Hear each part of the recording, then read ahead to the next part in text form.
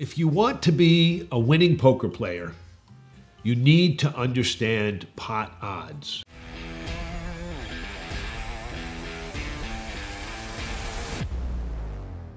Pot odds is a ratio, the ratio of the size of the pot to the size of the bet you have to call to see the next card or to see your opponent's cards at showdown. For example, if the pot is $100 and your opponent bets $100, making the pot $200, then you are getting 2-to-1 pot odds for your call, as the pot you can win is $200 and the bet you have to call is $100. $200 pot to your $100 call, 2-to-1 odds. Here's another example. If the pot is $350 and your opponent bets $50, you are getting 8-to-1 pot odds for your call. $350 of the pot plus your opponent's bet of $50 is $400. The ratio of that $400 to your call of $50 is 8-to-1. Those are your pot odds. This is vitally important as you make decisions about whether or not to call an opponent's bet. You must know if the call makes sense. Imagine it's the turn. You have 2 suited cards in the hole, and the board has 2 more of that suit, giving you a flush draw. The betting up until then has convinced you that your opponent has an overpair to the board. He will lose if you hit your flush, and he will win if you don't. The pot in this example is $250. Your opponent goes all in for another $250. Should you make the $250 call or fold? The answer is that you should fold. You should fold because your pot odds are not sufficient to warrant the draw for that final card. How do I know this? Well, I need to do 3 things to figure it out. Figure out the drawing odds first. Second, figure out the pot odds, and then compare the results. As a matter of mathematical fact, the drawing odds on the turn for making your flush are roughly 4.5-to-1. On average, I will miss my draw 4.5 times for every time I hit my flush draw. The pot odds are 2-to-1.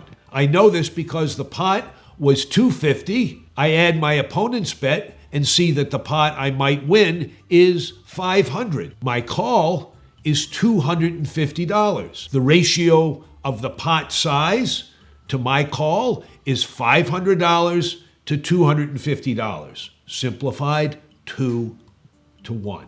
Now I compare those 2 numbers. Generally speaking, when the drawing odds are longer than my pot odds, it is a bad bet. In this case, my drawing odds of making the flush and winning are 4.5-to-1, but my pot odds are only 2-to-1. Drawing odds are longer than the pot odds, so it's a bad bet and I should fold. Simply put, I won't make enough when I hit my hand to make up for all the times I call and miss.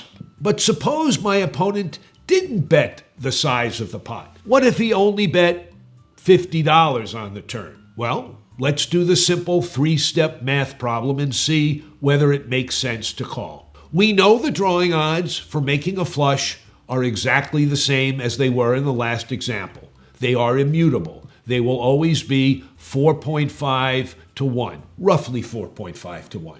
But the pot odds are different in this example. In this case, the pot on the turn was the same $250, but my opponent's bet was only $50, making the complete pot $300. My call cost me $50. The pot odds are therefore $300 to $50, or 6-to-1.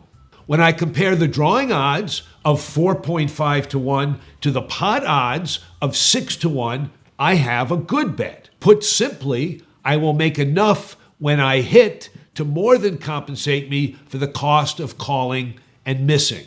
In this second example, I should surely call. While the flush will not come in most of the time, when it does come in, the pot will be large enough to more than make up for the amount I lose when I lose. Calling $50 doesn't make it more likely that I hit my hand, but because of the increased pot odds, it makes it more rewarding when I do hit my hand.